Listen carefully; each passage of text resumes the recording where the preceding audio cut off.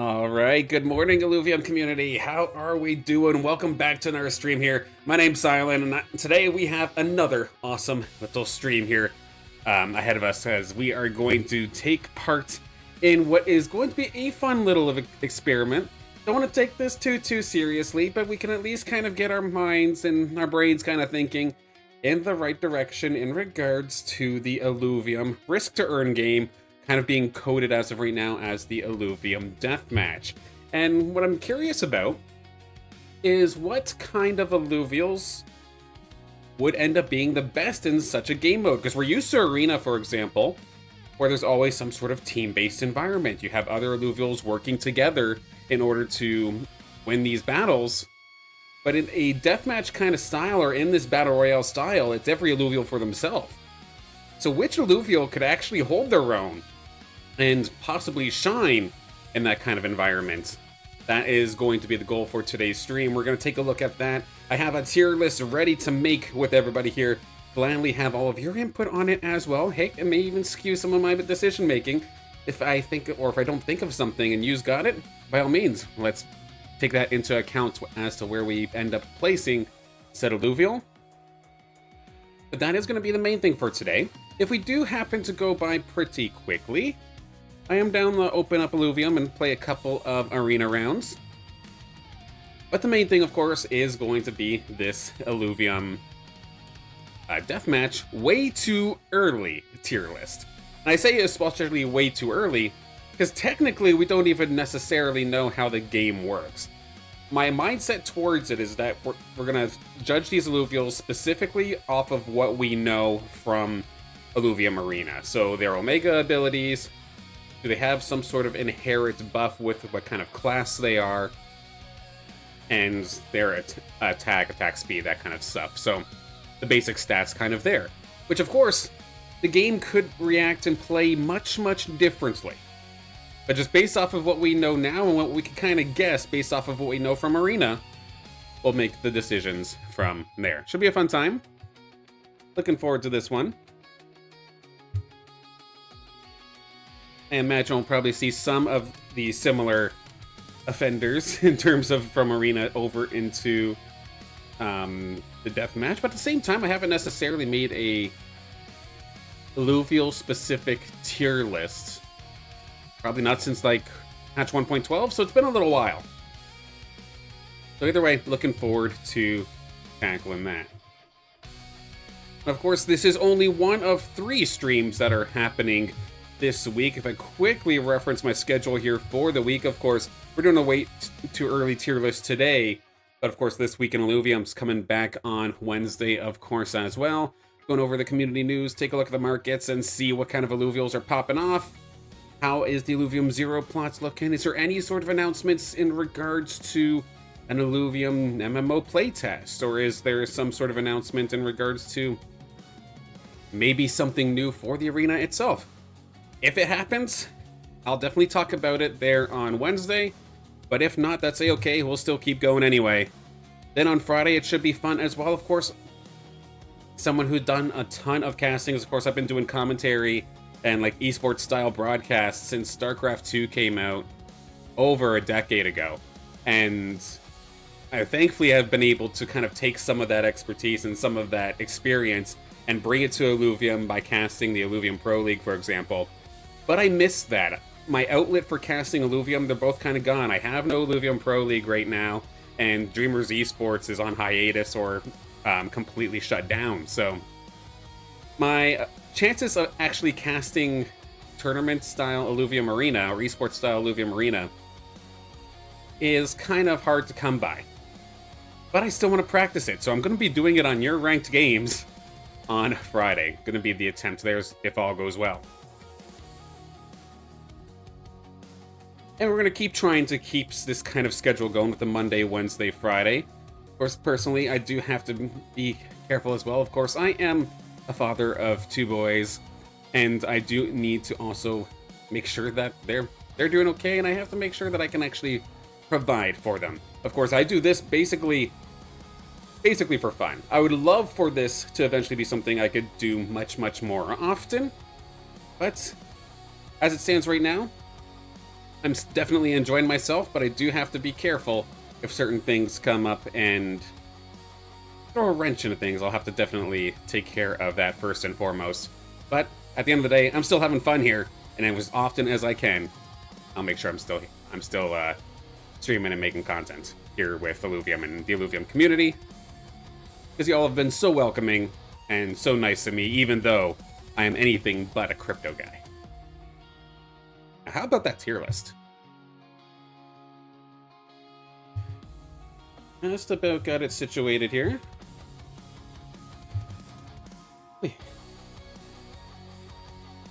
Of course, regardless of which platform you happen to be on, I do have the chats open for all of them, so again, any sort of dispute, any sort of comments, or if you just want to say hi, you're more than welcome to, of course. But it is not a mandatory thing by any means. I'm just happy you're here in the first place. But if you do wish to talk in the chats, I do have them all up here.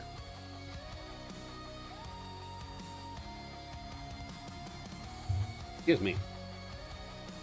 Okay, so again, Illuvium Risk2Earn, the Illuvium Deathmatch. We're going to make a way too early tier list as to what I think the best Illuvials are going to be. My tier list is kind of spread out as follows. Let's see if I can zoom this in a little bit here for everybody to see maybe a little bit better, maybe a little bit too far. Or no, maybe was that it? Yeah, we'll just keep it there then. So I have it split up as follows. So again, the mindset, with this being no longer a team game in Illuvium Deathmatch or for the Illuvium Risk2Earn, every Illuvial has to fight for themselves. So there's going to be a bunch of factors that I'm going to be considering in regards to each individual Illuvial. More so, again, based off of what we know of how they behave and how they fight in the Illuvium arena. So with that, of course, being around Illuvium Arena for quite a long time now, and I can even brag a little bit. Top 10 player right here for the time being until everybody who actually has a collection steps up. Like this guy right here, Dr. Spoon. Good evening. Hope you're having a fantastic day, and I see you climbing, Doc. Keep it up. Nicely done. We have Sir Dexter Morgan here as well. Hello, good, or I'll say good morning, but it might be good evening as well to you as well. One of the things I love about the Illuvium community, we're worldwide. I might be saying good morning, but half of y'all might be getting ready to go to bed. And nice content? Awesome, thank you. So, with how they behave, again, I'm thinking about a couple things. First off is going to be like their tankiness. Can they actually survive in a endurance style fight?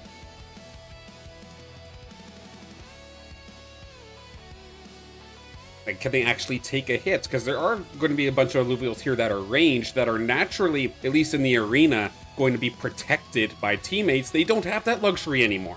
So how does that end up behaving?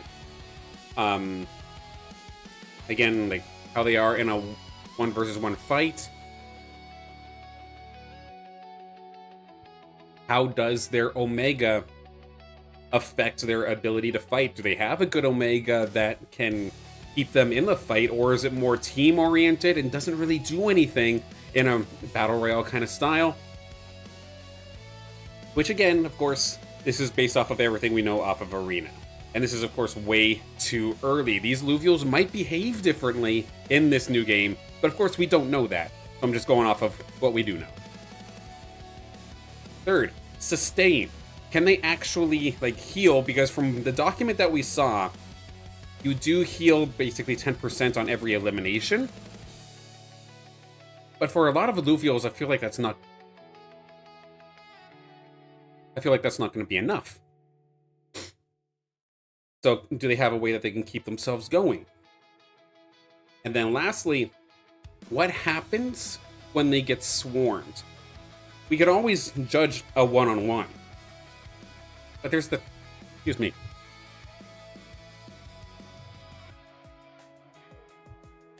Having a rough day here today, apparently. There we go. Let's get back in the game here. Yeah, what happens when they get swarmed? Because any Illuvial can do the one-on-one and maybe pick up a kill. But do they have the opportunity to still do well if they get swarmed or in a group fight scenario? Those are a bunch of things I'm going to be keeping in mind. Starting off first, again, I have all the Illuvials down here. I have them all in their fully evolved Stage 3 variants. While you can absolutely argue that for certain Illuvials, a Stage 2 isn't going to perform to the same level as a Stage 3, just for ease of the tier list and the ease of reading, you'll get to see what the, I guess, the baseline of the Illuvial is, and if it's a lower level Illuvial that you have, so say for our first one here, our Titanor, for the Goliaths, you can expect that maybe they're either on the same playing field, or maybe one lower, but I'm not going to do every single evolution stage, because we would absolutely be here all day, and it would probably get repetitive, because I imagine a lot of these Illuvials will be pretty much in the same line as each other, even like comparing Stage 2 to the Stage 3. So number 1, we do have Titanor. Of course, it is the granddaddy of tanks here in the arena. Basically, you get this thing to, of course, protect the rest of your team. You have that stun with your Omega, of course, and it is a fantastic tank for the arena. However, we do have to take into consideration that in order to stay alive in the Risk2Earn game, you need to either be top 3 in kills or survive to the end. And I do not see a world where Titanor is ever going to get into the top 3 on kills, which means it always has to focus on surviving. So its chance at actually making it out of the game alive can be very, very scary, because it always relies on it being the last Illuvial standing. So with that, I will throw it into C tier, where there is scenarios where if things go its way, like it gets down to the very, very end, to the eye of the storm, so to speak, in that final little Battle Royale zone, and all of the other damage dealers are so hurt from battling it out in the earlier stages of the game, that maybe a Titan or a Goliath or Scarabok, maybe one of those can actually find their way through with just auto attacks. I can see worlds where it could win based off of survival. However, a lot of things still have to kind of go its way. So B tier here for the Titanor, and actually, I did not necessarily describe my tiers as well. I kind of have them written down here on the side, but if you're an S tier Illuvial, it's almost stupid not to throw this Illuvial in, or these Illuvials in, because they're just so good, and it's almost like they were meant for this kind of game mode. Whether it be based off of survival or based off of eliminations, but honestly, if you're an S tier Illuvial, you're probably great at both. So that's something to keep in mind. Great picks is going to be for those that can probably do a little bit of a mixture of both as well. But I can see this kind of being skewed more so towards fighters. If you want to find Illuvials that are fantastic for getting into that top 3, avoiding the permadeath and still scoring you, surprising. Then of course B, as we saw here with the Titanor, where they could probably win off survival, but they're probably lacking somewhere else. Need to get lucky, as it would say here with C. Yeah, a lot of things would have to go to your way. Not necessarily a miracle, but the chances are low. And then D, I don't see in any instance outside of hell freezing over that this Illuvial or these Illuvials would win a Battle Royale. So, that's the goal here for today. On the Twitch side of things, Gear, hello, welcome. Hope you're having a good day. Next up on the list here is going to be the Fleesh. I have the Exalted Fleesh here, and I'm going to put this one into the C tier, because the big problem, of course, with the Fleesh is that as a spellcaster and a ranged DPS unit, it might be able to pick up a couple of stray eliminations off of its auto attacks and its Omega, the little beam that it fires out. However, this thing is super squishy, so if it even gets focused at all, it is going to end up going down. So I can see it's not impossible for the Fleesh to make it happen, but the likelihood is very, very slim. Anxiety is Hi, back to work today. Well, good luck with everything. I hope all goes well. Hopefully they give you a spot that you actually like working on. Next up on our list here, I do have the Axodon. So, of course, fully evolved form of the Atlas. Where do I want to stick Axodon? Because I honestly think this one is probably going to be a good pick, but I don't want to call it busted. So actually, Axodon, you might be the first pick here to go into the A tier. That's a great pick, and my choice here for that is, of course, Axodon is relative, like it's on the squishier side of the tanks, but of course its Omega always gives a shield. So its actual effective HP, or its EHP as we would say in other games, is actually pretty significant. And with that shield, of course, as well, when the shield does go away, the Axodon explodes it, and it does damage to everything around it. So I can honestly see a world where not even just in 1v1s.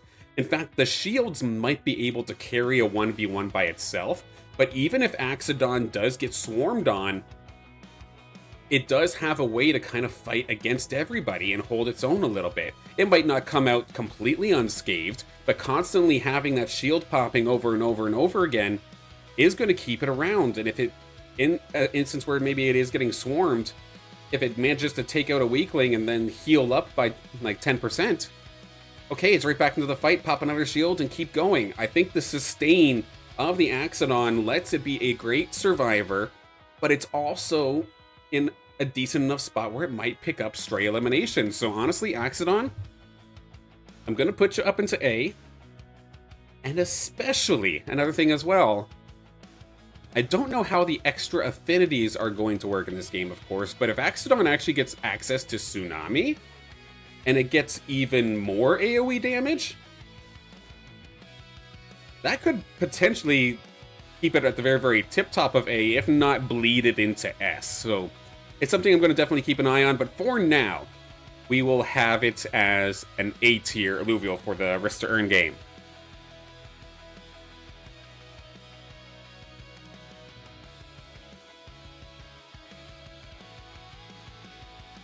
Probably the same thing you were doing before the break. Alright, at least you know what you're doing then.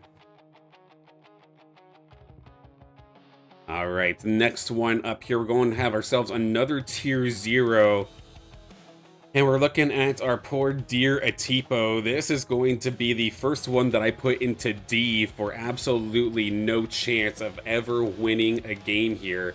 Because, yes, the Atipo has a ranged auto attack, but it is extremely weak. I do not see it being the favorite to capitalize on some of these last hit scenarios, being able to secure eliminations to keep healing itself. And then its Omega is basically completely defensive orientated. It might have a little bit of damage attached to it, but for the most part, it's just an AoE shield that's supposed to assist with like a corner composition sorta, or with your front line in the arena.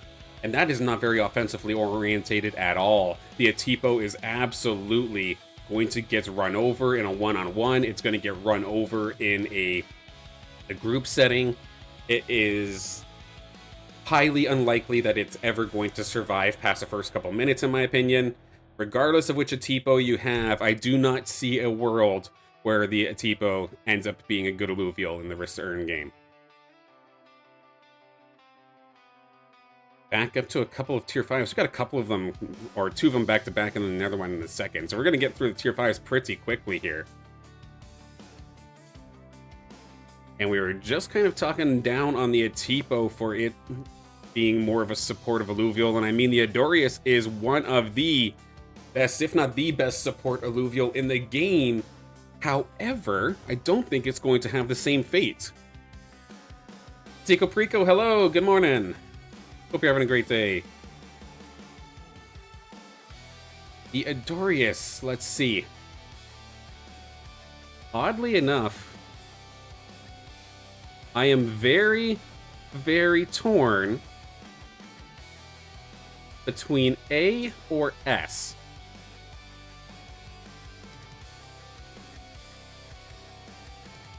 I think I'll put it in A. I might move it later. These Illuvials aren't going to be ordered in tier, or maybe I do order them, actually. It's early enough, let's order them. I do see a world where Adorius could actually make it very, very well, because something that I keep in mind, because of course, Adorius, the top tier support in the game, being able to heal your allies and whatnot in the arena, having a ranged attack, and honestly, for support, obviously it's not as tanky as well a tank, but it's not super squishy either. But what I keep forgetting about Adorius is that it does actually have a damaging aspect to its spellcast, where it does go after, I believe it's 2 of the lowest health Illuvials near, or 2 of the closest Illuvials, and deals damage based off of missing health. So I do see a world where Adorius, even though this thing is a healer, it could pick up eliminations based off the execution on its spellcasts. And of course, it's a healer, it's healing itself. Which in a survival game, like this Battle Royale here, I think is absolutely huge, to the point where I think I might even actually call this my first S tier Illuvial. I may make a change later, but I think that Adorius, or the entire Ador line, could be a fantastic pick for this Risk2Earn game style.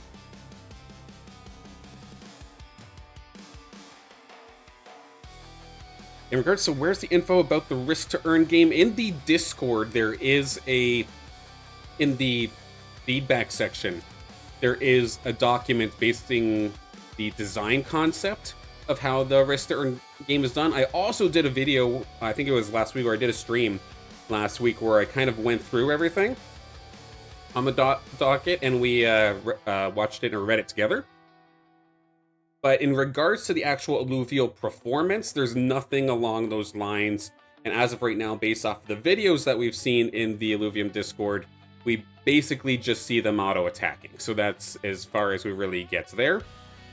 So again, this is a way too early tier list, kind of just speculating. Any good news with Illuvium? I mean, it's been rather quiet. So there's no bad news, no good news. It's just dev time. And honestly, sometimes you just need that. I'm not going to freak out because there hasn't been a brand new announcement in the last week or something like that. So, also good. I'm still having a good time. Now the Squiz line here with the Aphisto. So now, this is interesting. Because Aphisto has easily some of the highest burst damage, if not the highest burst damage in the game. So in terms of eliminations, it is absolutely fantastic. But it's super, super squishy. I do really worry about its ability to be able to actually keep fighting even if it gets targeted. And that's going to prevent me from putting it into S. However, it will still go into A. I'm going to put it behind the Axodon, though, because I can see a world where you drop an Aphisto in an area that you know is going to be busy, and the Aphisto gets to kind of sit back for a while and let it rain down lightning, and you might be able to kill off a couple of Illuvials before they even really get a chance to get anywhere near you. But when it comes down to the late game scenarios, I do worry about it. Or God forbid some of those early games scenarios don't go in your way. Maybe there's another ranged Illuvial shooting you down. Or just based off of your spawn position, you end up kind of in the center of 5 other melee Illuvials that are going to come charge you. You're not going to be able to get out of that because you don't have the sustain. You're strictly relying on that 10% heal on elimination. But depending on what's coming after you, that's not guaranteed. So, Aphisto's going to be good, but I don't see it very often making it to the very end, but I could see it doing very well in terms of the Executioner's top 3, where maybe it can avoid being burnt just by getting on the top of the kill board. What do you want to call out there on X? MMO playtest soon. That's what I keep being told. Yeah, it should be soon. I definitely look forward and hope I have the opportunity to give it a test myself Of course, if I'm relying off of the information from the town hall, or the last town hall that Rich and Kieran were talking about, while it would be behind an NDA, if the option is still there where I can still, in theory, make content for it, but give Illuvium the chance to like see it first and get permission to send it out. Whenever that comes around, I'm ready for it. If the opportunity comes around and the playtest is ready and that offer is still on the table, you know I am going to be there absolutely frame one. Of course, I'm here because I love this game, love the universe, and I'm going to absolutely keep playing it, even if it's just in a test state of things. I'm excited for it, absolutely. And also, Woody, thank you for all the positivity on social medias lately. I appreciate it big time, and it is noticed. Thank you. Next up, let's drop down to a tier 0 where I have the Grotto. Of course, in the Grotto, or the Grotto in the arena, it is probably one of the best, if not, or excuse me, it is probably the best tier 0 Illuvial out there for being tanky and having an AoE stun effect on its Omega. So how does that translate into the deathmatch? Well, at least you know if you're going to get swarmed, having an Omega that can hit everything around you is actually fantastic. And tier 0 Illuvial, of course, Grotto being very, very easily accessible, could be a nice way to maybe sneak in a couple of wins based off of survival, and maybe snagging an elimination or two because your Omega gets a stray hit on a very, very low health Illuvial. So honestly, Grotto, I'm going to put you right next to the Titanor because you fill pretty much the same kind of role, but I love the self-defense that the Grotto has actually over the Titanor, but the Titanor has range on its Omega. So I'll keep it in this order here where Titanor is ahead of the Grotto, but in all honesty, for tier 0, Grotto is still, just like in the arena, probably going to be your highest value tier 0, and it's probably going to be a fantastic way for newcomers to get into the game, not just the arena, but into the Risk2Earn side of things here as well. Dual F. Now I feel that Dual F is going to have a very, very similar problem to a Fisto, where God forbid it gets swarmed, it could be problematic, but of course you are ranged. But the beautiful thing again about Dual F though, is instead of a Fisto where the damage is just being heavy burst onto 2 Illuvials, Dual F is getting splash damage onto anything in front of it within range. And I think I value that more than a Fisto, because if I drop a Dual F in to an area that I know is busy, and it gets to sit at the back, not necessarily uncontested, but if something is running at me, or if multiple Illuvials are running at the Dual F, can absolutely just blast it and everything in front of it, and not just trying to burst down 2, but potentially getting multiple. So I do see a world where Dual F could, similarly to Fisto, make it into the top of the elimination kill boards very early in a game. But at the same time, just being able to hit way more targets at once also lets you get that many more hits onto random Illuvials. And if you happen to get the eliminations, you're going to heal. You have the potential to heal off of more. If 5 Illuvials are charging at me and I'm in a Fisto, I might be able to burst 2 down, but then the rest of them are going to be on top of me. If I'm with the Dual F, I have the chance at, like, granted a little bit slower, whittling them away with my water beam, the hydro pump of sorts. But if they were somewhat low already, you might just be racking up the kills. So I think Dual F is a great pick, similarly to a Fisto, for the sake of eliminations. But in terms of survival, it's not the best still. So that's why I'm going to keep it from being S. Love how you're dialed into the gameplay and not token prices. Keep it up. Thank you. I definitely appreciate it. And I know that my mindset towards it right now is very rare. in the space for any sort of Web3 game. And I'm thankful that people like you as well really appreciate that. So thank you. I appreciate it too. Next up, Familiar, the Anteater. So, the Anteater, of course, or the Familiar, the tankier of the rogues, alongside the Malura. But with it being air, and could it potentially have access to Spore? Because if Familiar does get access to Spore, that is another option for sustaining itself, which would make it a fantastic pick. Its Omega is a gigantic nuke all around it. So not only is it tanky, I mean, we've seen what's happened when people put Omega power augments onto a Familiar, throw it into a bunker composition, and watch one Omega chunk the entire bunker by like half. I mean, it's a fantastic little pick with it being a rogue as well. If it has access to crit, similarly to what we see in the arena, I mean, this could be potential S in my opinion. That's what I'm thinking about. It's for sure at least A. It's got health. If it has access to Spore, it has additional sustain. It has a get off me option with the AoE nuke of an Omega. I'm very, very curious. In fact, if it gets Spore, I think this thing is S.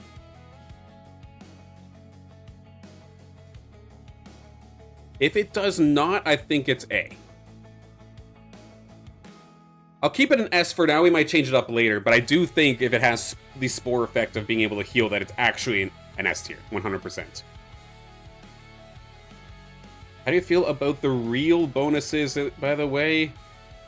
I hate it in its current stance, because that is just I win game by tapping card mechanic, right? But what I wish, and I would not be upset about it if they did it this way, those real boosts, if there was an area on the map that my Illuvial could run over or pick up, or a care package drops down and the Illuvial could possibly pick it up, then by all means, you can have the reals. You can make it paid in that option, because then, instead of the reals and the bonuses being pay to win, it becomes pay for convenience and slight advantage at the very, very beginning.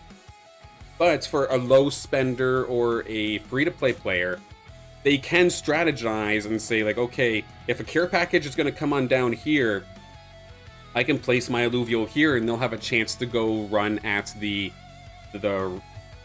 care package reel or the care package bonus, and I too could get access to those bonuses. But everybody else is going to know about it too. So does that then turn that area into a bloodbath? Or maybe, say, somebody who has been tapping the card a little bit and getting those bonuses could say, hey, all these low spenders or all the free-to-play players are going to probably be diving at that bonus.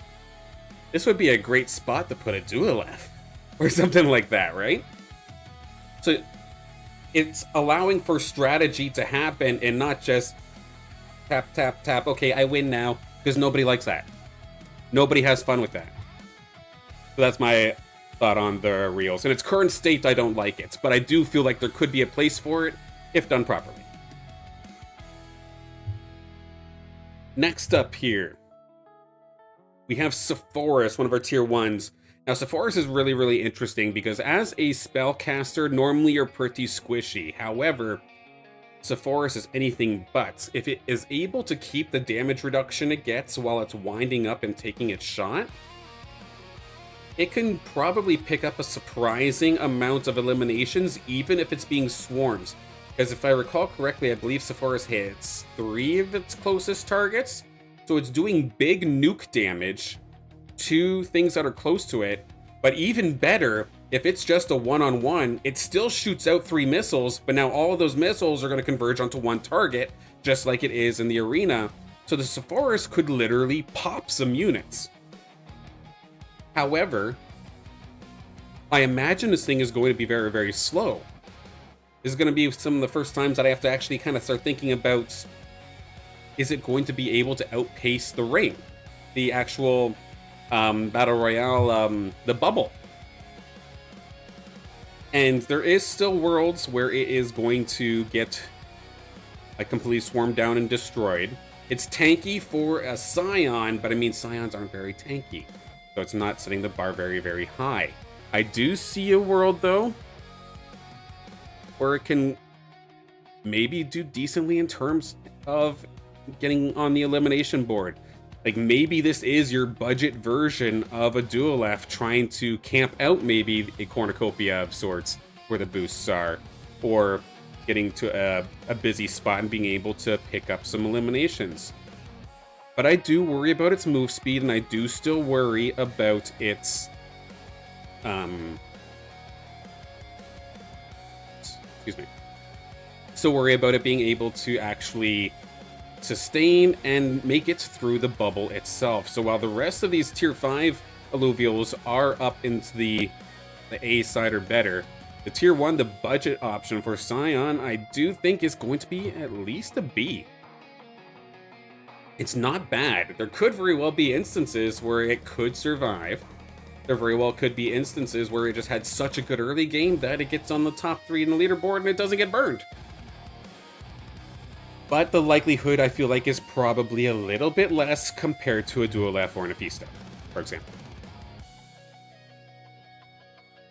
Alright, how about the Queen? Monarch is up next, and this one, this I like a lot, personally. Monarch, of course, another Scion, but with it having the ranged attack, plus having the Omega that brings it up to the skies, does basically a carpet bomb, and most importantly, it breaks targeting for ground units, or for units that can only attack ground.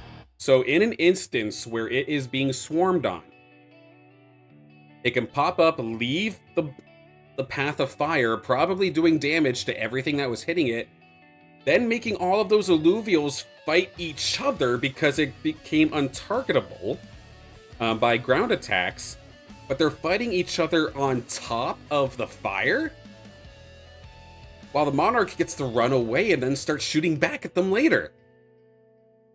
This could honestly be a fantastic pickup, because the only exception to that rule in regards to the untargetable is if it's a ranged unit, because a ranged unit can actually shoot up into the skies.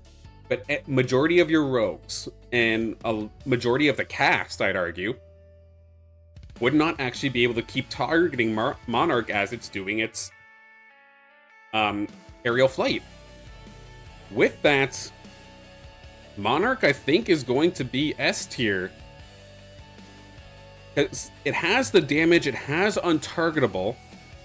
The only thing it doesn't necessarily have is sustain, but I believe that the carpet bomb or the fire on the ground could sneak in a handful of last hits and maybe get you that 10% health boost that you're looking for, while also staying relatively safe. Which would kind of make up for it, in my opinion.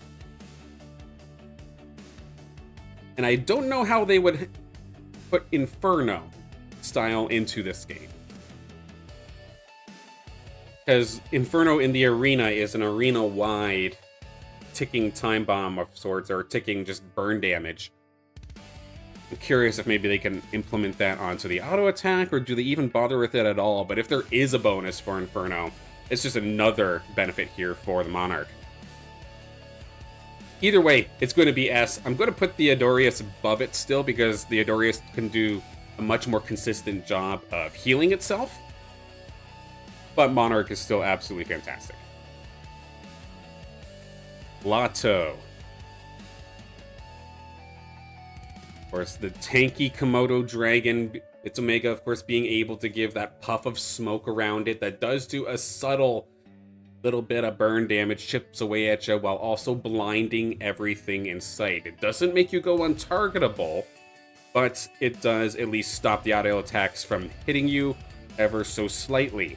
If Wildfire is in the game as well, Blotto has that ability to set an Illuvial on fire for a couple of seconds while this is happening, and maybe helping assist in the War of Attrition, because that Wildfire damage would then also heal the Blotto as well ever so slightly with a little bit of Omnivamp.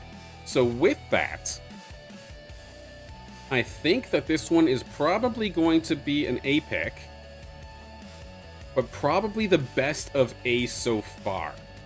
It lacks on elimination, but it is so safe in my opinion. Like, being able to pop that smoke screen, everything's blind around you, chipping away slowly but surely, and being able to sustain. Only really big burst damage and like major damage dealers are going to be able to sustain it, especially if you actually train this thing to be a gladiator of sorts and like have it like essentially maxed out, not a garbage one or not a trash stat one. I can see it being very, very, very tough to deal with. But again, if you're relying on auto attacks and then the Wildfire ticks to get your eliminations, that could be troublesome. You're not going to sustain as much in that regard. But it would still be a decent pick all around. I would have to worry about movement speed a little bit. It is probably one of the slowest Illuvials in the game, so does it get timed out by the bubble? That could potentially be a thing, so maybe having stats into movement speed on your Blotto might actually be a must here for it to keep up with the bubble.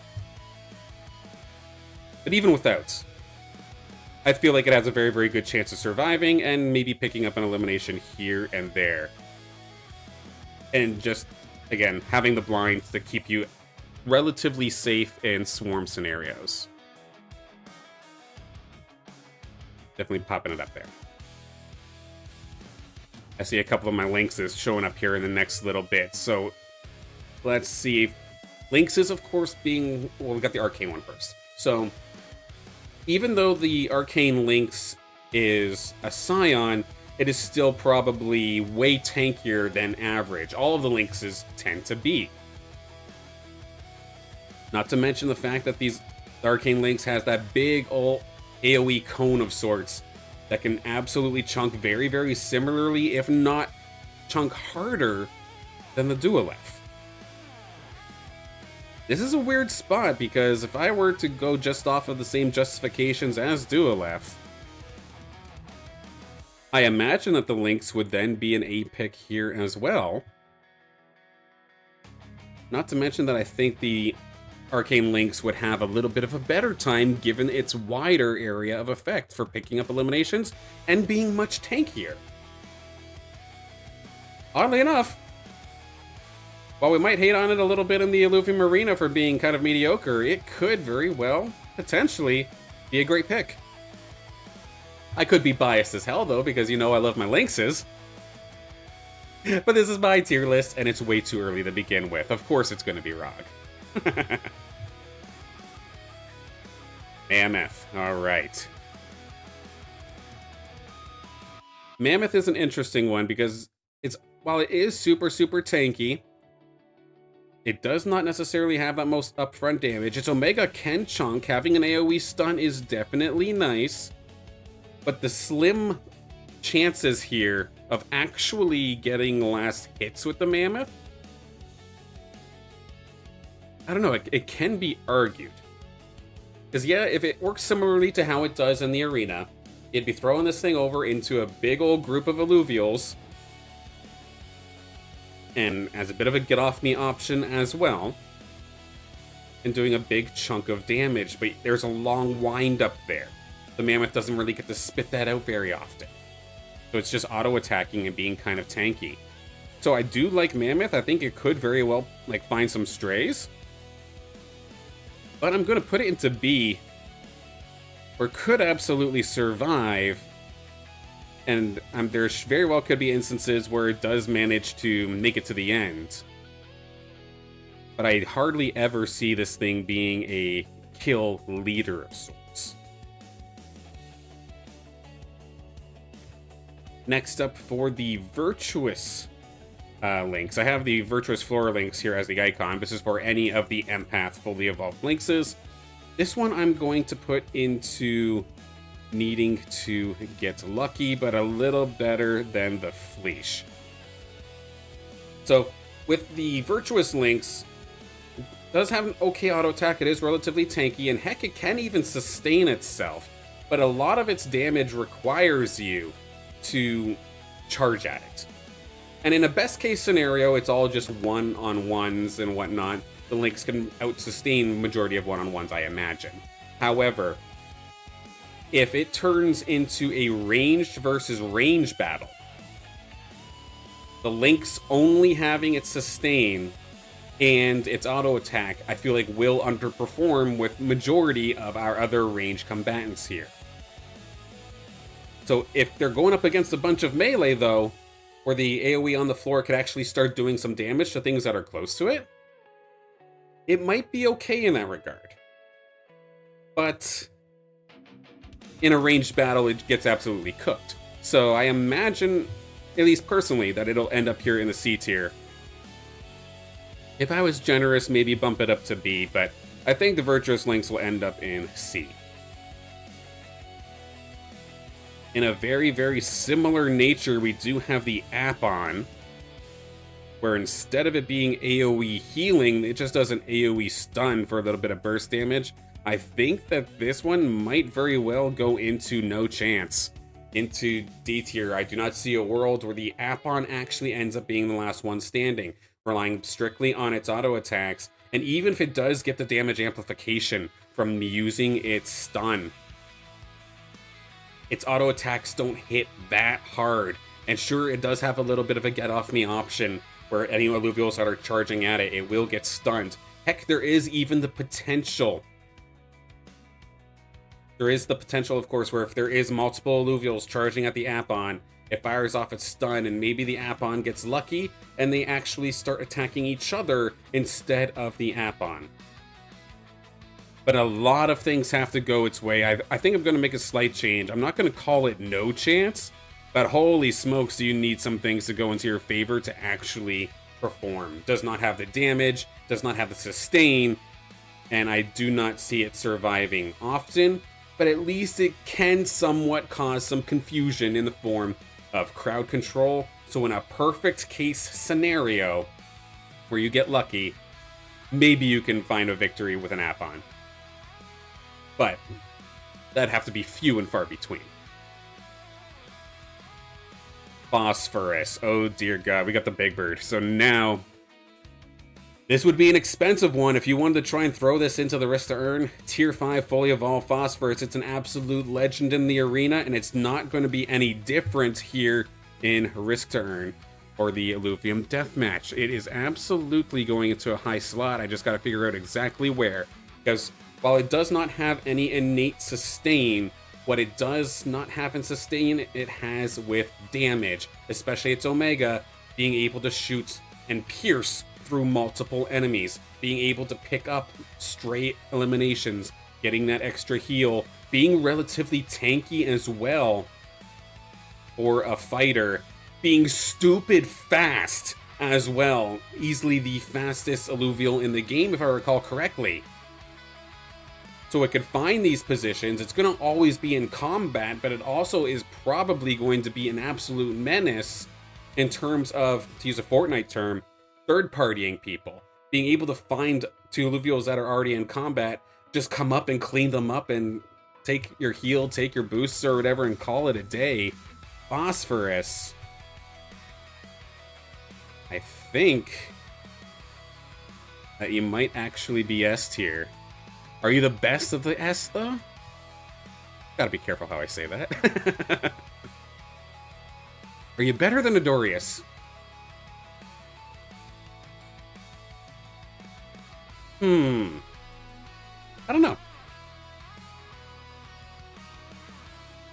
I think so. Just being able to find stray eliminations. I think the Phosphorus might actually do better than Adorius.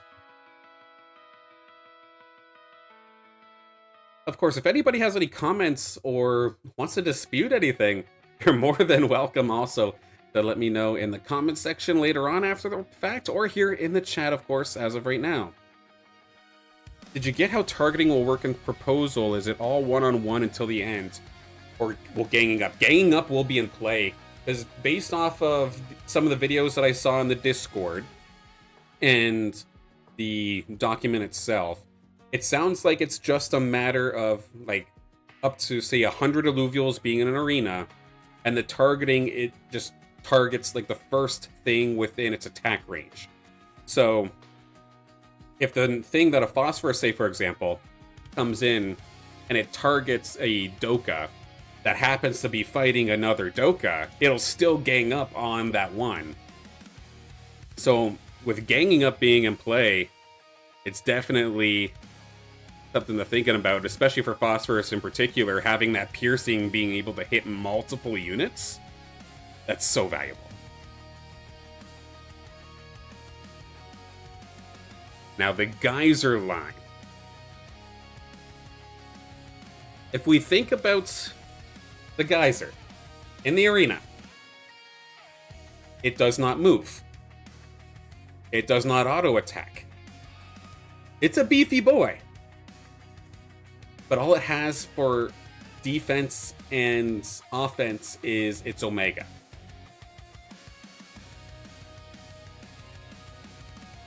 I do not see a world where Geyser can actually win in this game mode.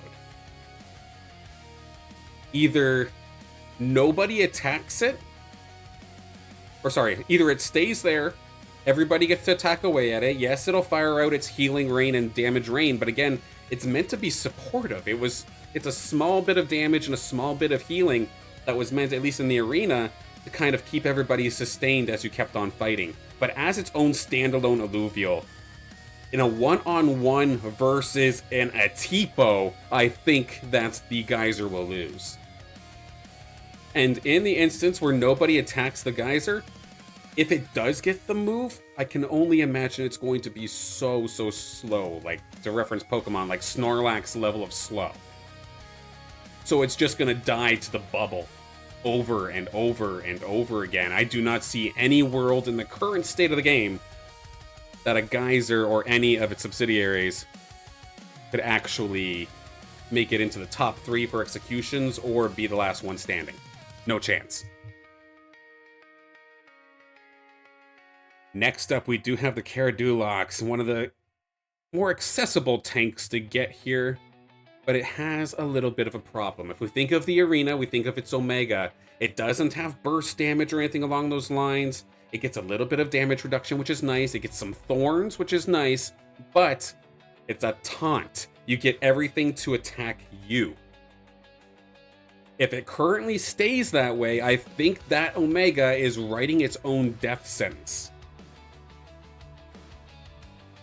Because in an instance where, say, the Caradulox, it happens to be third-partying up onto a fight, it has the jump on them, but to find its value with its Omega, it requires it to all being attacking you. You walk up and you accidentally taunt a group of 5 or 6 alluvials, you kill yourself. So honestly, Caradulox in its current state, I don't see how this thing can win. It's going to end up just taking too much attention and not having the firepower to actually keep it going. When your entire game plan is stop hitting yourself, you are still getting hit at the same time. So even if Toxic is a part of the game, I don't see the percent health damage, for example, from a Caradulox attacks being enough to really keep it going here. So yeah, no chance in my opinion here for the Caradulox. Gyro. Now, if this was a race to the center, I'd have Gyro up there probably with Phosphorus for absolute S tier. But Gyro, of course, rather squishy, being a rogue, but at least it's a ranged rogue. So it could probably be an expert in the art of third partying onto people here. Being able to just kind of show up, shoot from afar, let the other Illuvials take it down. My only concern is when the Omega does come out and it starts to roll and go for that group of Illuvials. If the targeting doesn't change and the Illuvials keep fighting each other, not realizing the Gyro's like even there, Gyro's kind of sick actually. But if all of a sudden Gyro rolls in and then they're like, okay, never mind, let's go get this thing instead, Gyro's screwed. So, in terms of Gyro, I think I'm going to be putting it into B. Pop it into probably the front of B, actually. Having the range, being quick, having decent damage. It's all quite nice. But at the same time, do I value that more than Mammoth? Or any of these Illuvials here with the B side? With the stuns and burst damage, because that's the one thing. In order for Gyro to do its burst damage, it has to go in close. Okay, not the top of B. We'll keep it at B, but we'll put it at the bottom of B. That's how we'll do it. Sticking with the air units here. Jotun, the big old polar bear. And this is another scenario where how does the secondary composites, how does those get into the swing of things? Because as a standalone fighter here with the Jotun, it is super tanky. It has natural sustain in its Omega. It comes out quickly. Does a ton of damage. It's got basically everything you want. But if it does somehow have a way to proc Behemoth as well, where it gets a stun every couple of effects, this thing is going to be an absolute monstrosity. So I think this might be S. In fact, is there an argument that could be had that Jotun, based off of its survivability, could be better than Phosphorus? I mean, that's the argument. I guess one has natural sustain, one has a stun. One could hit multiple targets and possibly sustain off of getting quick picks. I think just being able to hit more things more consistently, more often, does put Phosphorus ahead. But if Jotun does get access to a stun, it is going to be a super clutch Alluvial. Like in an instance where it's, say, a Phosphorus versus Jotun one-on-one, if Jotun has Behemoth, I think it wins that fight. Not to mention as well if Hyper actually comes into effect here.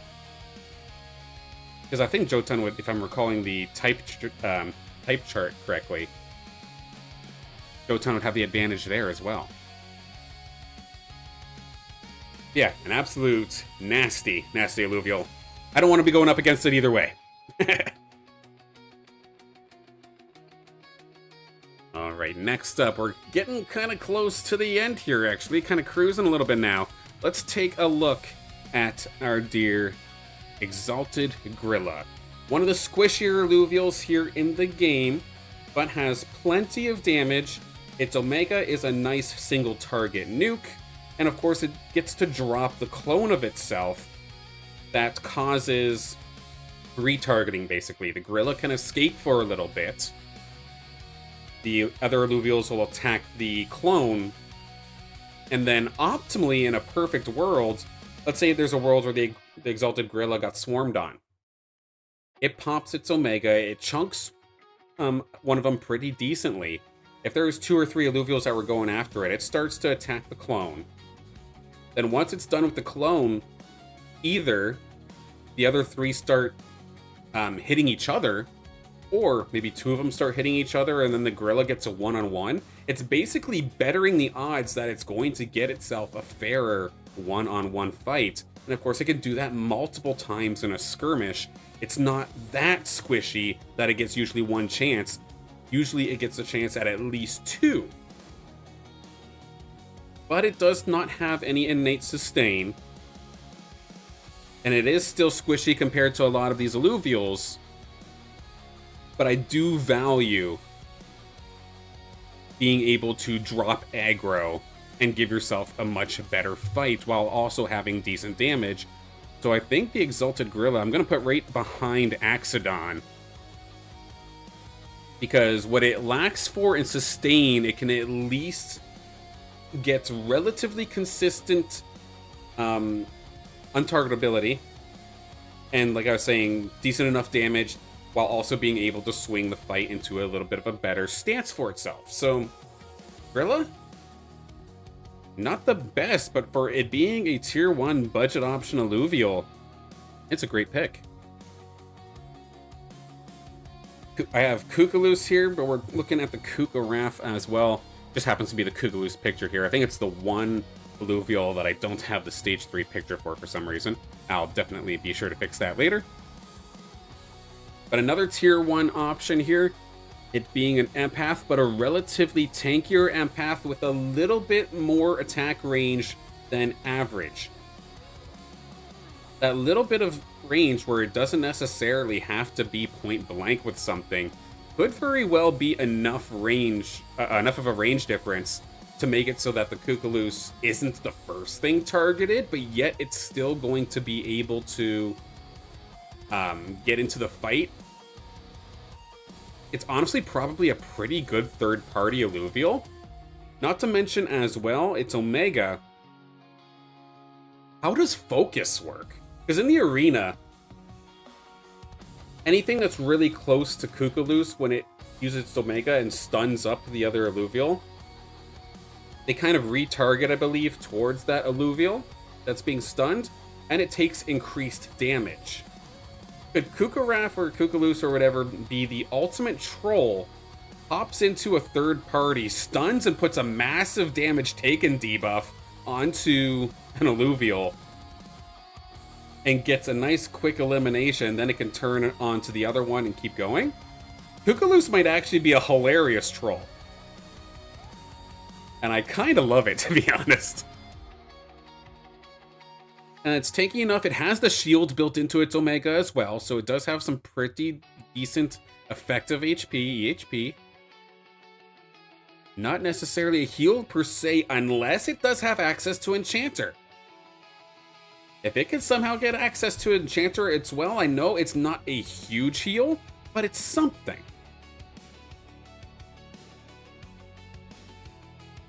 With that all being said, that alongside being able to actually take a one-on-one fight and be a little bit safer off than compared to like a Gorilla or even any of the tier 5 Scions, I think that Kookaraf could actually be a great pick.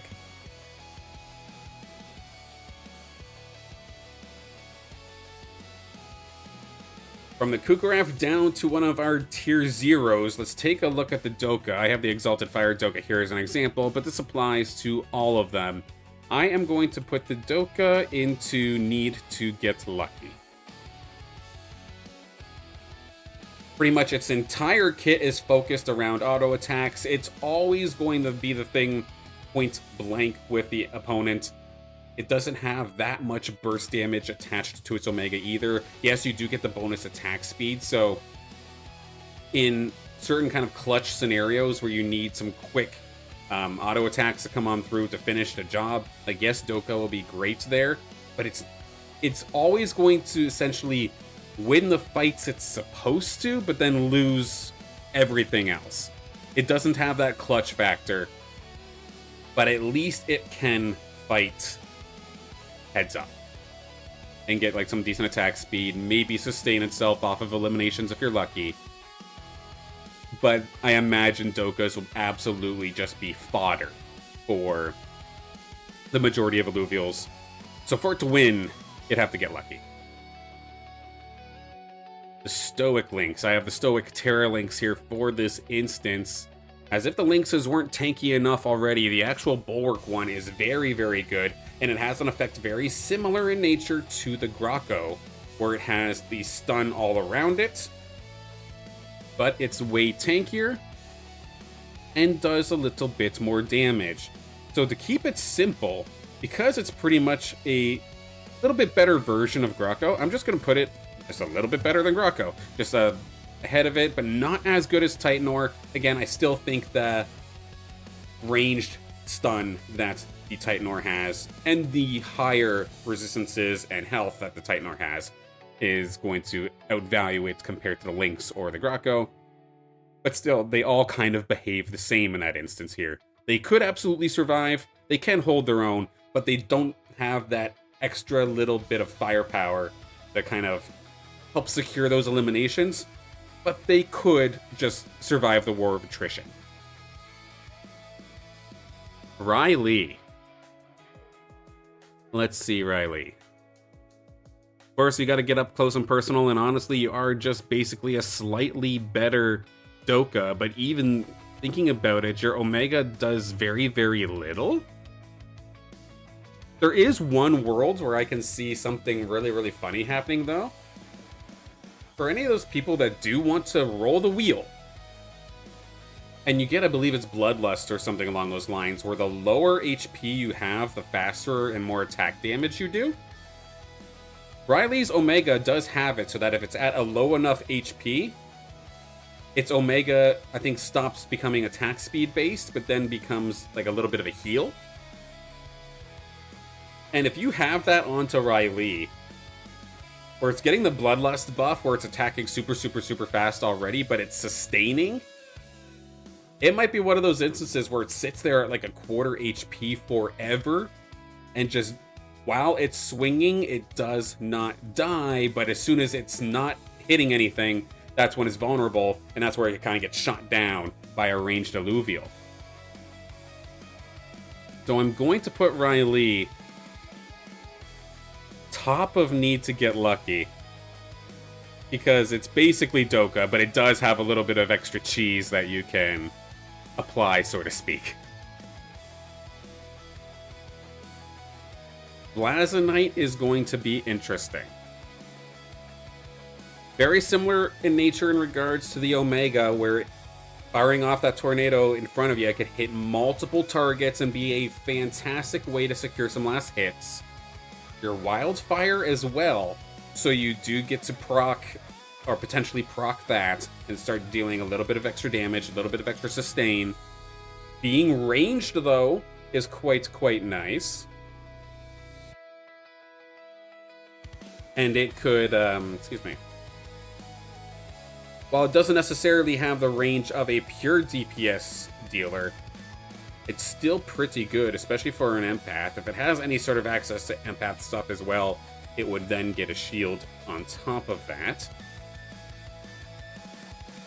I think Blazonite could potentially be very, very good. Not sure if I necessarily want to call it S, though. We'll probably put this into the top of A, because it has the firepower that Blotto wish it had, but it also has the Wildfire on top of it, so it still gets some of the extra sustaining in theory, but just a little bit less tanky. But even then, Blazonite's not that squishy, so yeah, I think I like that spot right at the top of A. The Exalted Monk Ear, so just straight up, as simple as it gets, just in-your-face brawler, but it does have, I think it's, what is it, every 3 swings, or every 4 punches, it gets the AoE effect of everything that's behind it. So it's not limited based off of how many Illuvials like it can target, but it's just a matter of what's all there. So in one sense, like, it'd be really good if it's fighting something and other things are coming towards it, and maybe stopping third-partiers from getting the get quick, cheap eliminations or final shots, final hits, without taking scratch. Like, the Monkey would be able to put some pressure onto them and maybe punish those third-partiers. But just because it has AoE doesn't mean it necessarily has a good time up against swarms, because that AoE, it's not circular. It's strictly like a cone behind it, right? Behind the target that it's fighting. So I do worry that the Exalted Monk here would just end up getting swarmed down. And while it is a little bit tankier than, say, the Riley, it's not by that much better, and it is not a very, very fast fella. So I think I'm going to actually put the Exalted Monk here into the spot where it needs to get lucky. It may have firepower, but I do worry about its sustain. Oh, but if it has Berserker, though, hang on. If it has access to Berserker, it does get sustain innately. I mean, I've kind of judged a couple of these other Alluvials by their secondary effects as well. Okay, if I judge the Monk here with Berserker in mind, that changes things, because then it has sustain.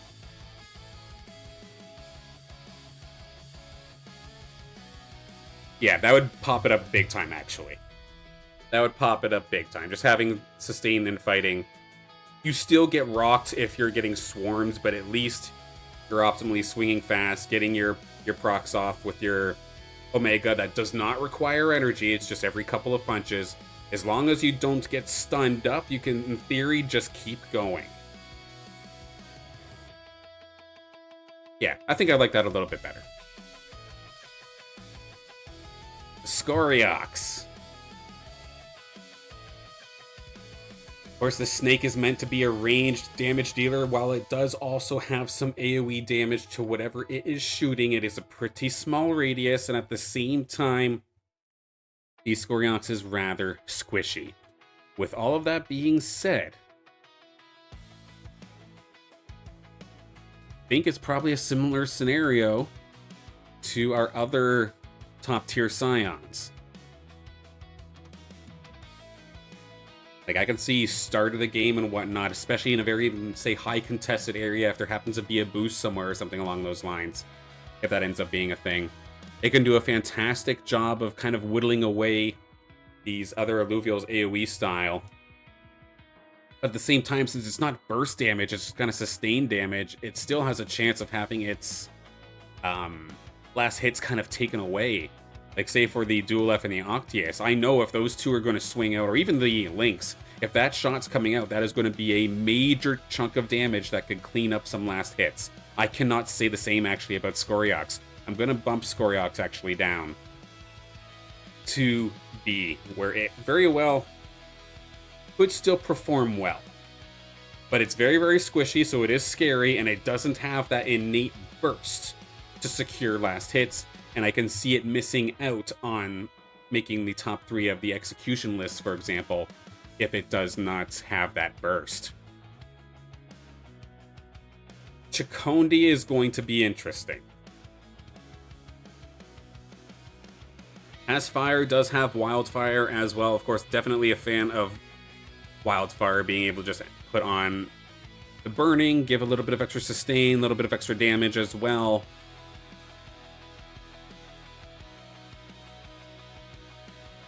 But the beautiful thing about Chakondi is its Omega.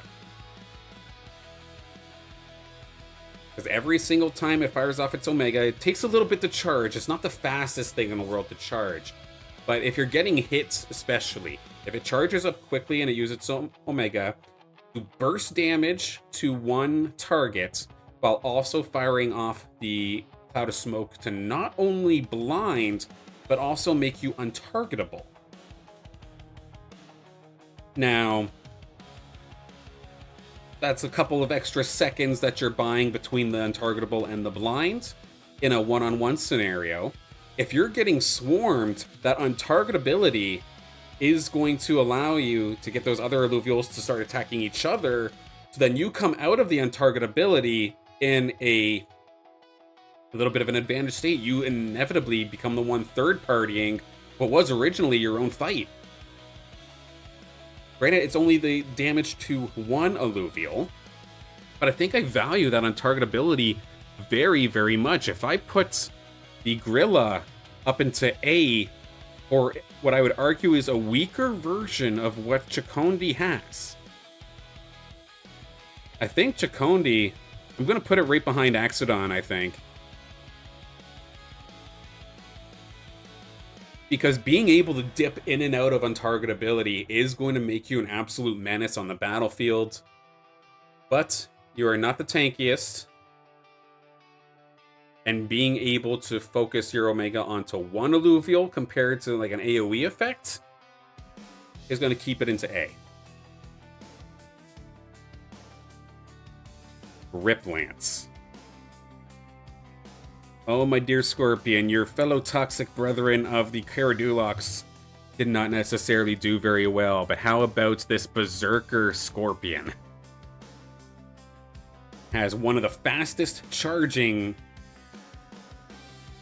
Omegas in the game as well, hits like a truck, has a little bit of innate sustain due to Toxic, but it's not very much, but it's better than nothing. But if it has the sustain from Berserker as well, it could be very, very good, but it's a little too honest, if I were to say so myself. Like, its health is okay, but it is just a heads-up fighter. It doesn't necessarily have the gimmicks or the extra strategies to keep itself alive. It's just a heads-up fighter, but it's definitely better than the Exalted Monk here. I would argue that Rip Lance is a great pick, but you can argue between the two. Blastonite might be worse, or Rip Lance might be worse, but I think that's probably where Rip Lance goes. Because it's very honest, it has the burst damage, but it's all single target, just heads up fighting. If it gets swarmed, it's screwed. If it's just an honest one-on-one fight, it will absolutely clean house. Unless it happens to be one of these other tier, S-tier Illuvials. Like, if you're going up against a Jotun, and it's stunning you constantly, and healing constantly, you're probably out of luck. If you have to deal with the Monarch flying around and being a nuisance to you, you're probably going to have a bad time. If you have to deal with the Dorius constantly healing itself, I mean, this one might be arguable. And you could probably say the same thing here with the Vermilier, but I have the Vermilier valued so highly because of its just AoE nuke ability.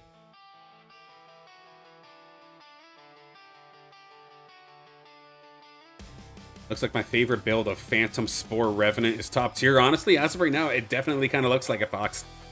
It's definitely up there. Yeah, I think that's an okay spot for Rip Lance, but one thing that I'm debating on, actually, is Vermilier.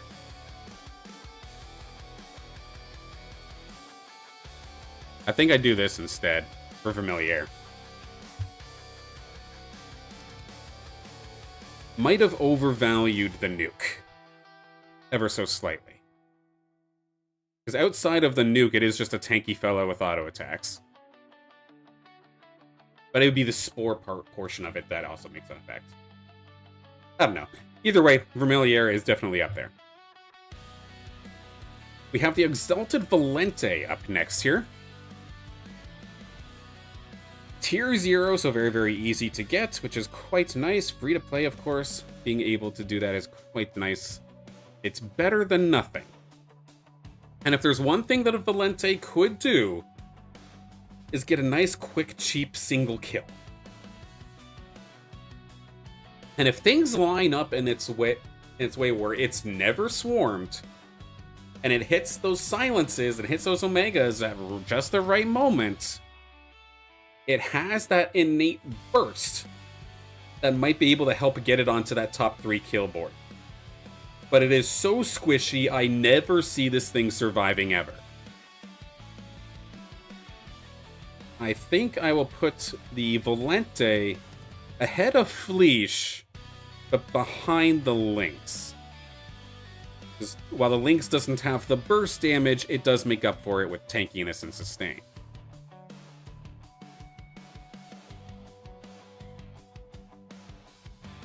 Alright, Malura. This is interesting. How would you implement Bloom into this? I don't know why it's just coming to my mind now, because we talked about Phosphorus earlier. But if Bloom is somehow there to heal and... Oh god, Phosphorus with Bloom. Right. How could I have forgotten?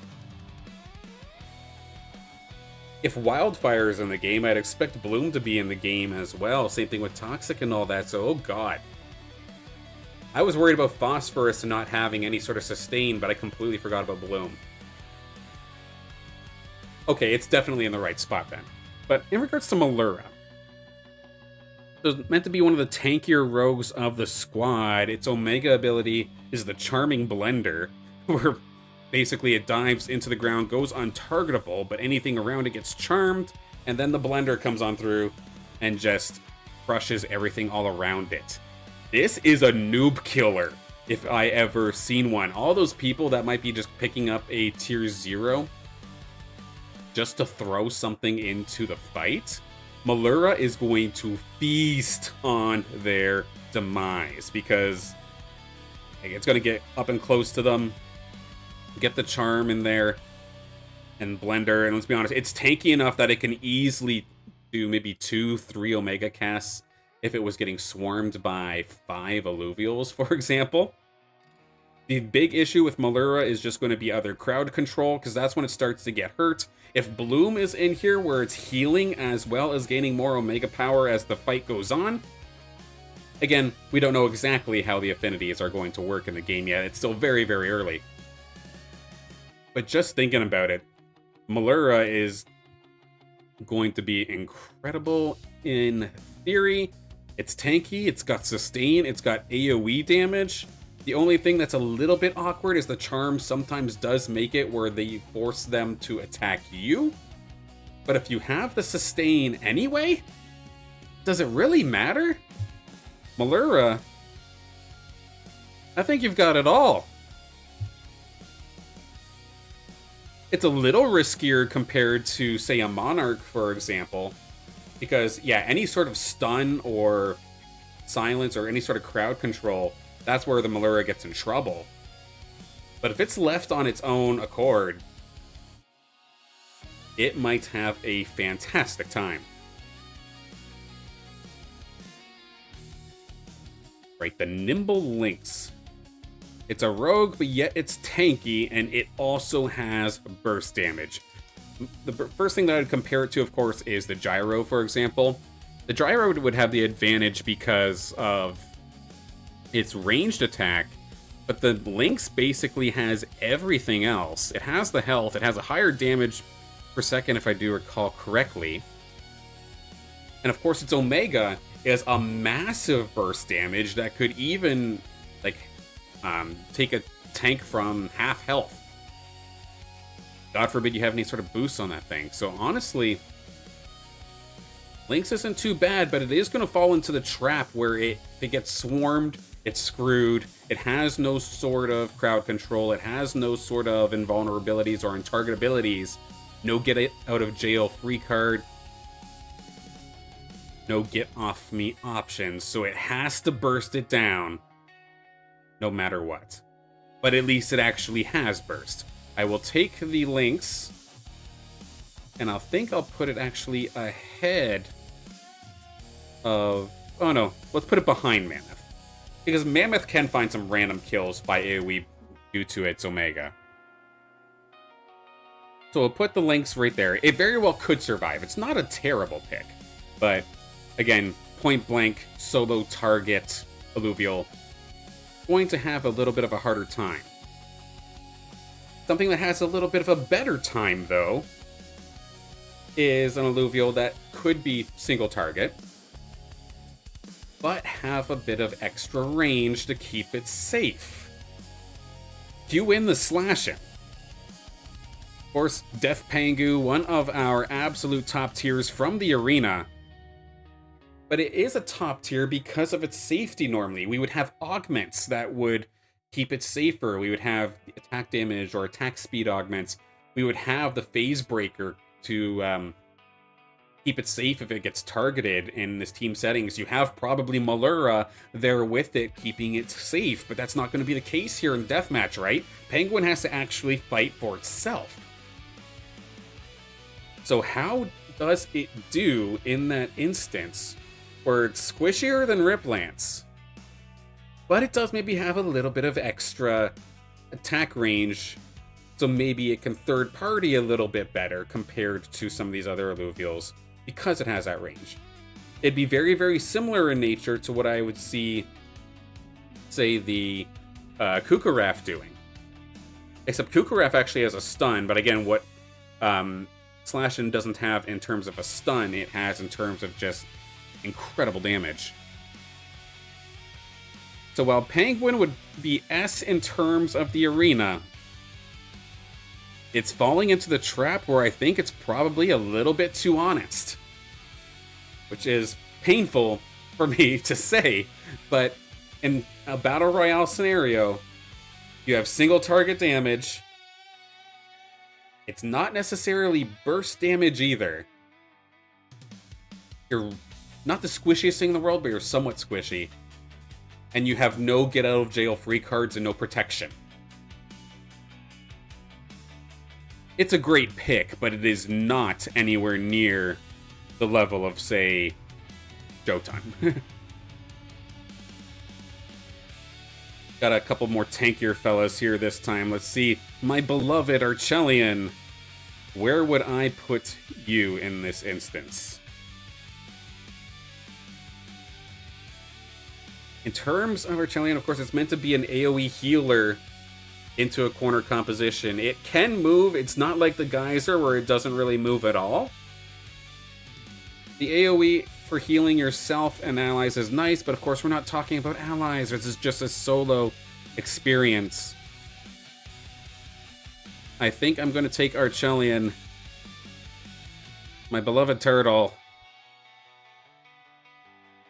and put it behind the Doka, actually. Because yes, Archelion, it does have a ranged attack, which is quite nice. Sure, other Illuvials coming towards it could get tied up by the heal as well, because it's not just the heal, it does a little bit of damage over time and rooting other Illuvials. But it doesn't retarget. It stops Omegas from being cast, which is quite nice, actually.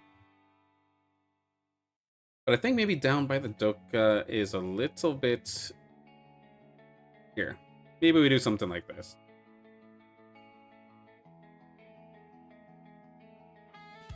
That'll be my bias pick for the day. I'm at least moving the Archelion above the Doka and above the other tier zeros. Let's put it right next to the Virtuous Floor Links, actually, because they behave very, very similarly, actually. Except, is Archelion tankier? Potentially, but then Virtuous Floor Links has better damage potential when it gets swarmed. So, yeah, I like this a little bit better. Archelion, my beloved, as much as I would love to see as an absolute gladiator in this Illuvium deathmatch, I can see a world where you could be as tanky as you want, but you just don't have the damage to fight back. So, you'll need to get lucky in order to find yourself on either the top 3 kill list or survive. Confirmed bias tier list. Absolutely. I'm making a tier list for a game that's not even technically out yet. So of course it's going to be wrong and biased. Yeah, it's funny. Gnarl. Okay. Just like Archelion, it'll also have Verdant as well. But at least here for Gnarl, it's quite a bit tankier. Oh, fair enough, Gear. Fair enough.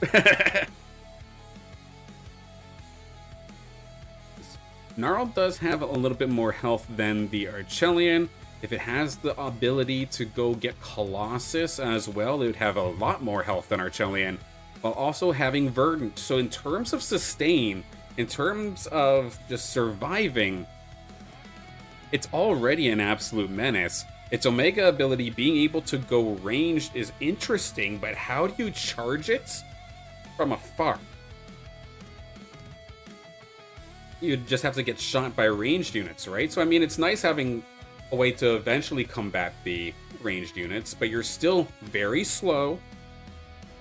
But you're an absolute Goliath as well, but you can actually fight ranged.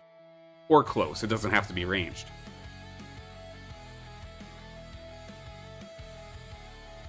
based off of my description alone, that sounds very similar to what I was kind of describing with the Titanor, except the sustain options here for Gnarl are better. So what I'm going to do is take Gnarl. It could absolutely survive. In a war of attrition, Gnarl is incredible, while also having a decent Omega as well.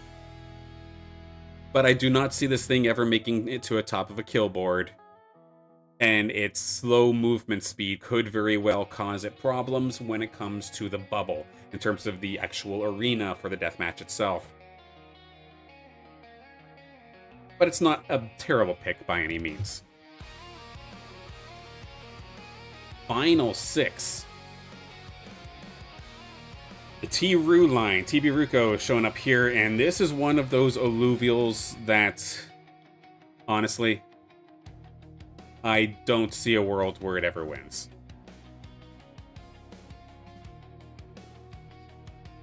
Is it as bad as... Oh no, I'd actually even put it behind the Caradulux, because there is probably no chance, but I'd rather something try to out-sustain rather than TB, which I know I've made the joke before that TB is basically just a affinity filler for those people that are trying to get shock.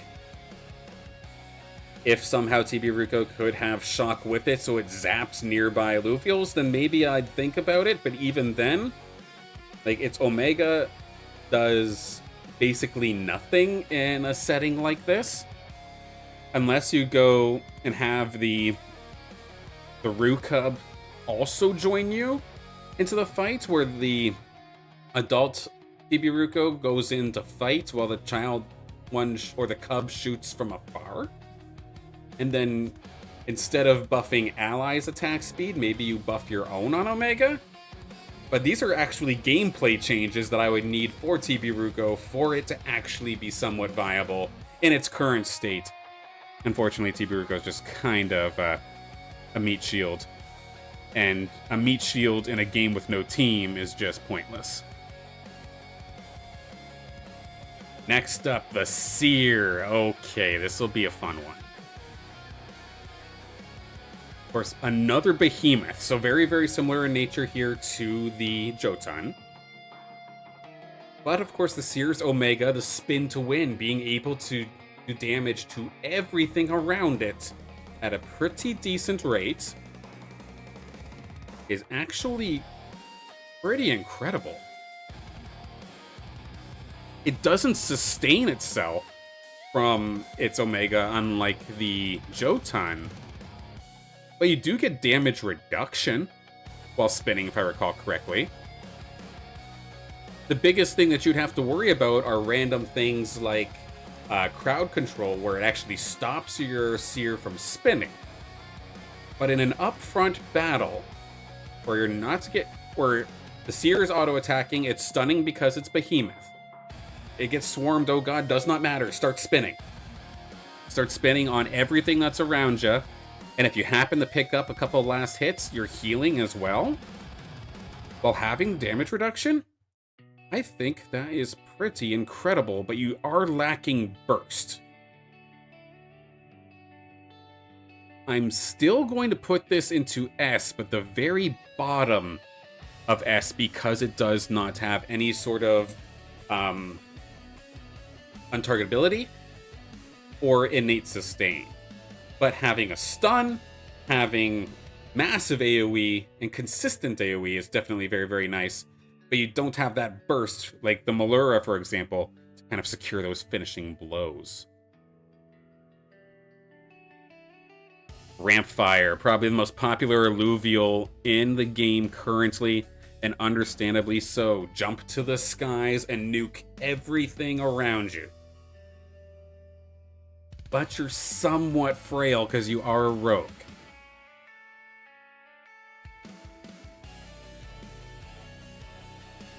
If Malura is a noob killer, then Rampfire is absolutely a noob killer as well. But it falls into the same trap as Monarch, where it does have, or it's not a trap, but it has the same like kind of perk as Monarch actually, where it does temporarily go untargetable or alluvials that only attack ground units.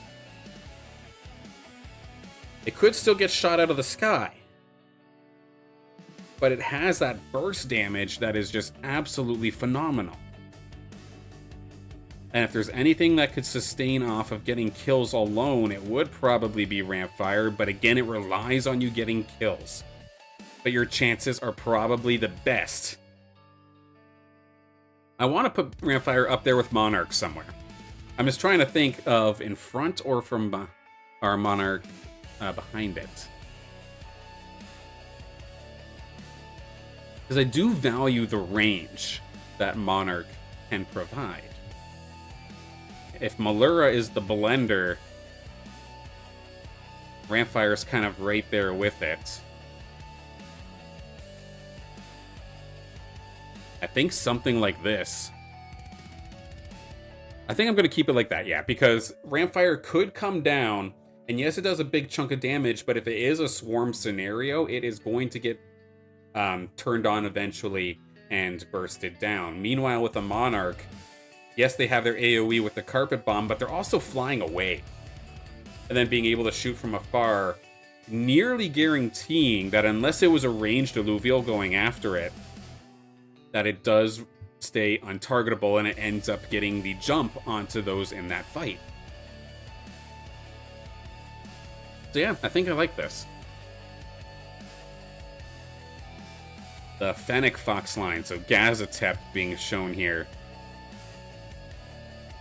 And of course, Gazatep is probably like the most support alluvial currently in the game, but yet it doesn't even necessarily heal. It has a shield every time it fires off its Omega.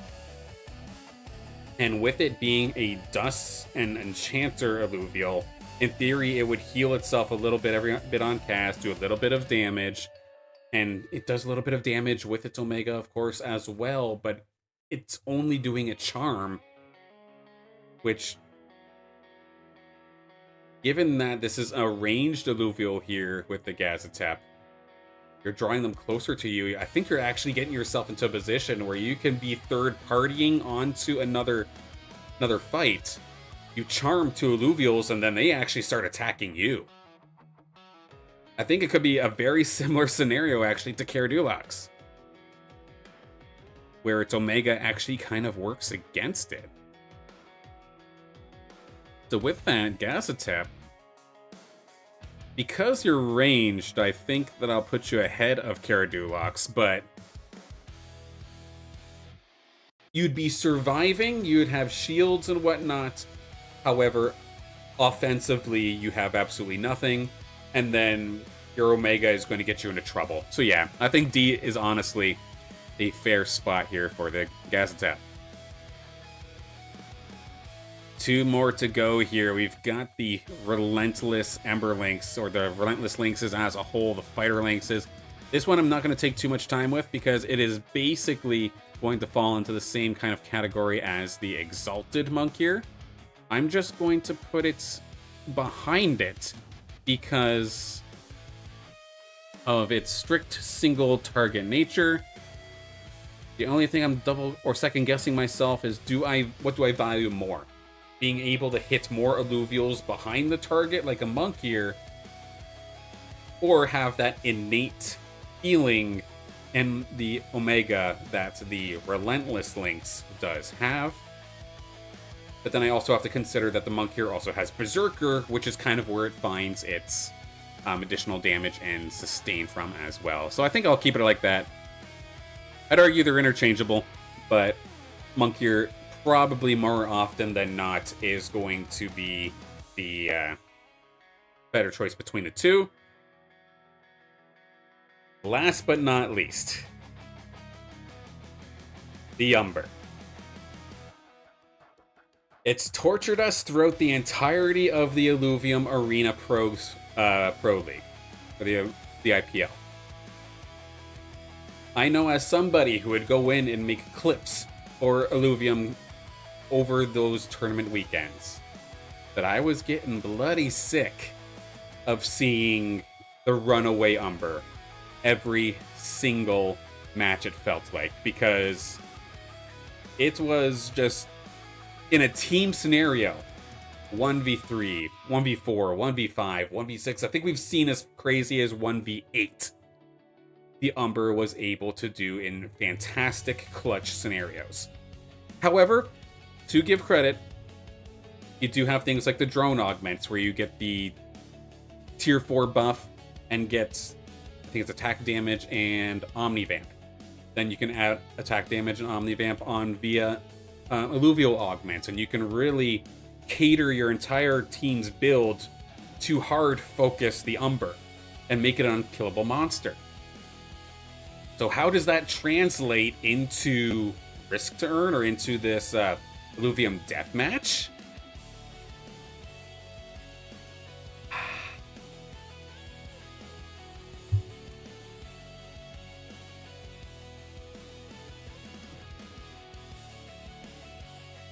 I don't think we're escaping it. I personally think that the Umber is going to be the best alluvial in the game, and there's a few reasons for it. It still has fantastic damage, just innate. No, it doesn't have any sort of crowd control at all, but what it does have is constant untargetability that comes out very, very fast with its Omega. And I gave the Chicondi a little bit of a shout out for this as well, because it does something similar, but it only attacks one target. Umber can attack, I think, three or four. So it's constantly dipping in and out of untargetability while chipping away at everything. It's never going to get focused to actually get stunned in the first place. It has to be essentially in a position where it catches strays. So I think, say, like a Phosphorus, for example. If it's attacking something beside Umber and it fires off its Omega and it does tag Umber a little bit, I feel like that's going to be the most consistent way that you can actually shut Umber down. So it's not that it's impossible, but I still think that actually trying to focus this thing is going to be next to impossible. God forbid you actually get reels and any of these boosts onto it. Especially as well, if you get the one where it gives you additional healing on takedown, Umber is going to be finding stray takedowns just for breakfast. It's going to find it no matter what.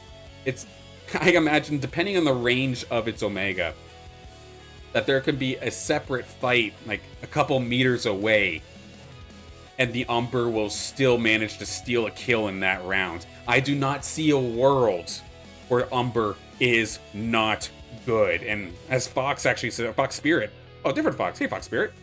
Hope you're having a fantastic day. If Steam Slayer stacks unlimited, he will one-shot things at the end. Yeah, 100% do agree. It is built to be a carry, but at the same time, it is such a safe alluvial that you're almost guaranteed to score a top 10 finish. I argue you're almost guaranteed to score top 3 in eliminations because you're just going to be catching strays in a good way. So we've seen Umber dominance in the arena. I'm afraid that we're probably not going to see anything different come this Risk2Earn game mode, come Illuvium Deathmatch. That Umbers are going to be very, very sought after. Of course, nothing about this tier list or anything was meant to be talked about in financial advice-wise. I'm just strictly telling you based off of gameplay, because again, I don't give a shit about the value of your collection or your crypto bags. But in terms of gameplay, this is what I see. And if that means that it's time for a couple of extra overworld runs to try and find some Umbers, because I'd argue even weak Umbers, weak Rakes even. Dashes, I think, would have a little bit of a harder time because they're very, very squishy. They don't have the health pool built up just yet, and they don't have Steam either. They don't have Steam either as a dash. So it doesn't necessarily have the sustain. But finding Rakes, finding Umbers, I think in a sense of pure gameplay, is probably your best way to go. But any of these S tiers are absolutely fantastic. But especially, if there's an SS tier... Can I do that right now? Add row above?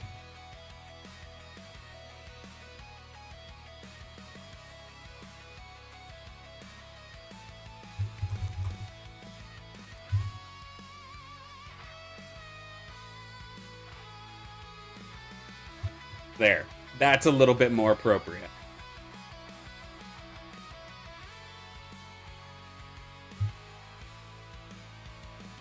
There. That's a little bit better. This is how I truly see the game. Because Umber just has everything. It's not the squishiest alluvial, but it can constantly just dip in and out of intargetability, so it's just not even funny.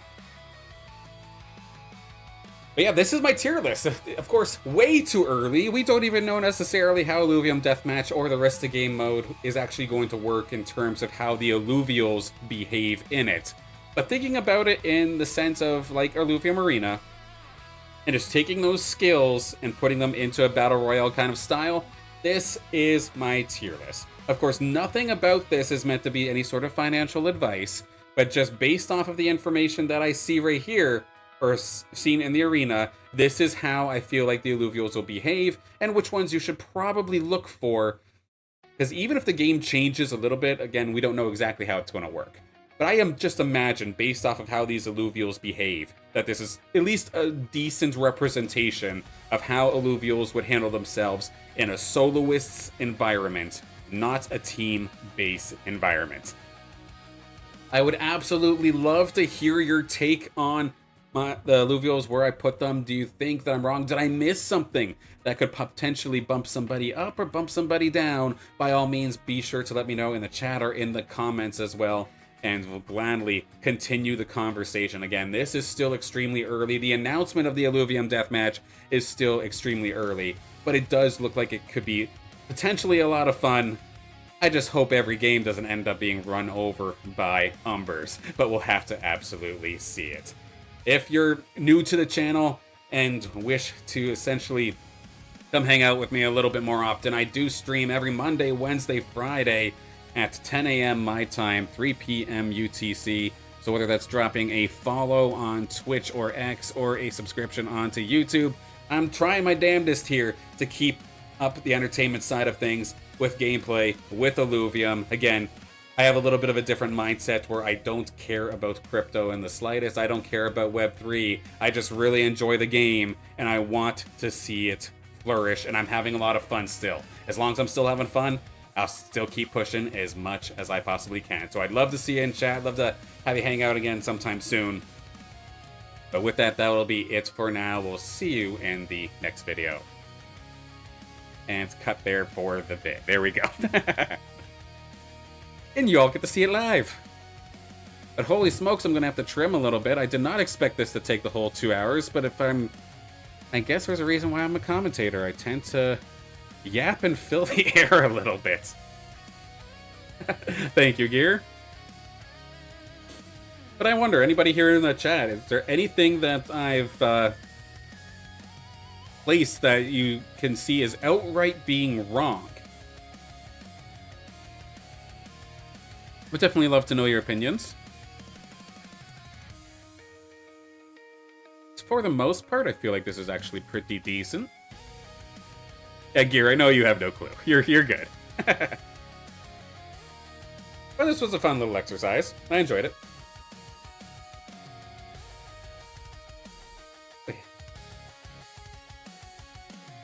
Why aren't the good ones up top? Oh, the best one, arguably, is absolutely at the top. But I do have to get this all trimmed up into an actual video, as much as I'd love to just say, okay, yeah, watch the 2-hour session. I've been around YouTube long enough now to know that I should probably trim this up at least a little bit.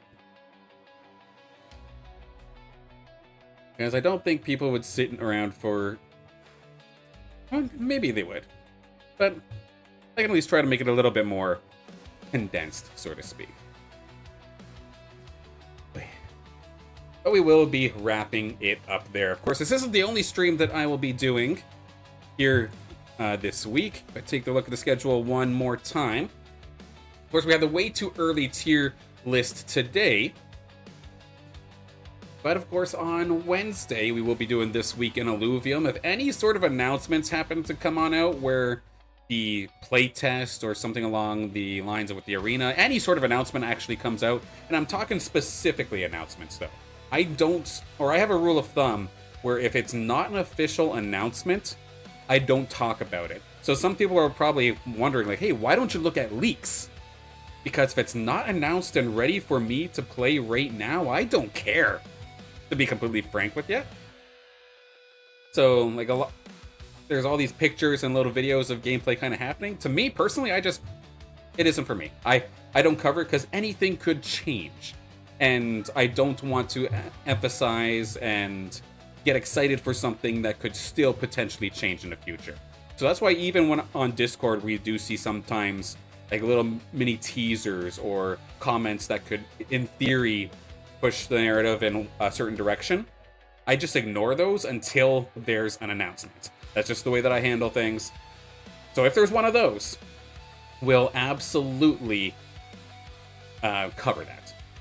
If it's just leaks in the Discord, I mean, they're nice to look at, but I probably won't cover it. That, of course, is also with community highlights as well. We'll take a look at the marketplace and see what the entry level is currently to Illuvium 0. Let's take a look and see what are the best builds currently destroying the arena. Let's take a look and see which Illuvials are selling. We've had a couple, or the 2 weeks in a row that we've done this, we've had some pretty interesting sales where you can see some of these top level fighters that people have caught and raised. Kind of give you a little bit of foreshadowing if a tournament comes around, the kind of threats that you might very well end up seeing. So that'll be this week in Illuvium on Wednesday. And then Voice of the Arena is going to close out the week on Friday. Again, I was very, very blessed that my past experience in commentating other games for the past decade, again, started with StarCraft. I've done basically what feels like a little bit of everything. Probably like 30 some odd esports titles at this point here. But being able to take that experience, bring it to the Illuvium Pro League, and now I'm kind of missing it again. There's no IPL currently, there's no other tournaments, and then Dreamers Esports, unfortunately, is either on hiatus or shut down.